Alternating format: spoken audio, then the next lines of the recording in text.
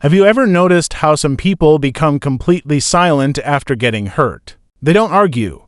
They don't defend themselves. They don't even explain what they're feeling. Instead, they simply disappear into silence. Most people think they're cold, some think they're being dramatic. Others believe they're trying to manipulate the situation. But what if every single one of those assumptions is wrong? What if that silence isn't a choice at all?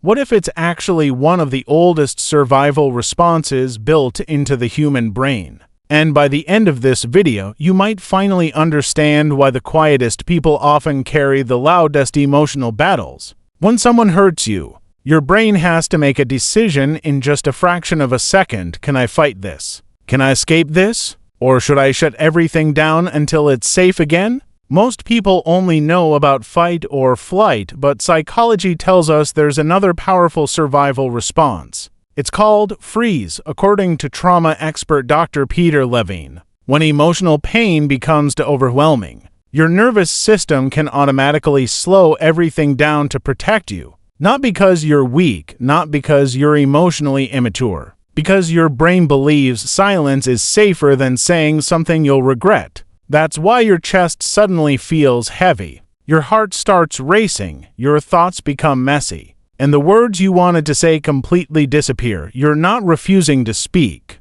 Your nervous system is simply trying to keep you emotionally alive. Now here's something that surprises most people. Scientists studying trauma discovered that during intense emotional stress, the part of your brain responsible for turning thoughts into words becomes much less active. This idea is explained in Dr. Bessel van der Kolk's research on trauma and emotional overload. Think about that for a second. Someone is standing in front of you saying, "Just tell me what's wrong." And you're trying, you really are trying. But your brain can't organize your emotions into sentences, not because you don't care, but because your brain is using every bit of energy just trying to stop you from completely falling apart. Sometimes silence isn't empty. Sometimes silence is your brain working harder than anyone can possibly see. But here's the question almost nobody asks: why do some people become silent, while others immediately express everything they're feeling?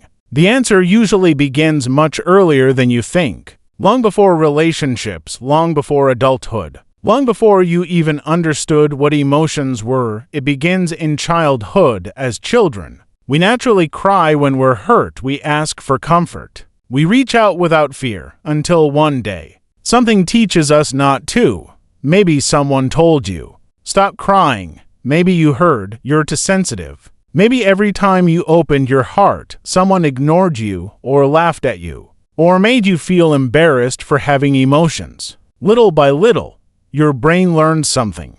Being vulnerable isn't always safe. So instead of expressing your pain, you learned to hide it. Not because you stopped feeling, because feeling quietly hurt less. Psychologist John Bowlby spent decades studying attachment and emotional development. His research showed that the relationships we experience as children quietly shape the way we handle emotional pain as adults. If vulnerability once led to rejection, your nervous system remembers. Years later, different people, different situations. The exact same response, silence. Now here's the part almost nobody sees. While everyone thinks you've stopped thinking, your brain is actually working harder than ever. Research on something called the default mode network shows that during deep emotional reflection, the brain becomes incredibly active. You're replaying every conversation, every facial expression, every word, trying to understand exactly what happened. Did I misunderstand them?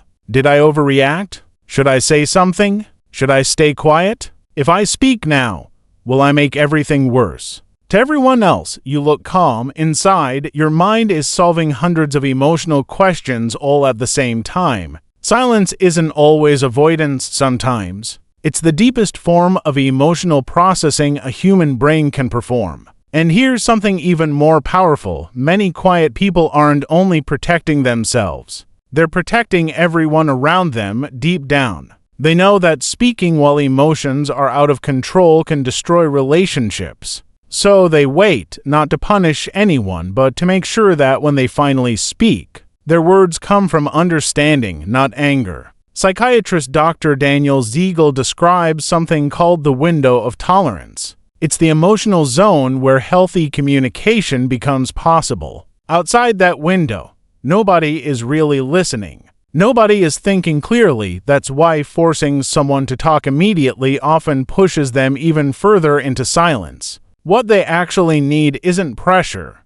it's safety. Because safety allows the nervous system to relax. And when the nervous system relaxes, words slowly begin to return. So, if someone you love becomes quiet after getting hurt, don't assume they don't care, don't assume they're trying to manipulate you. And don't mistake silence for emotional distance. Sometimes silence is love trying not to become anger. Sometimes silence is pain trying not to become regret. Sometimes silence is simply a wounded mind waiting until it feels safe enough to speak again. And if you're the person who goes quiet, remember this: you're not broken. You're not cold. You're not emotionally weak. Your brain learned to survive the only way it knew how. Healing doesn't begin when someone forces you to speak. Healing begins the moment someone makes you feel safe enough that you no longer have to hide behind silence. If this video helped you understand yourself in a way you never have before, subscribe to The Curious Figure. Because the more you understand your mind, the less your mind controls you.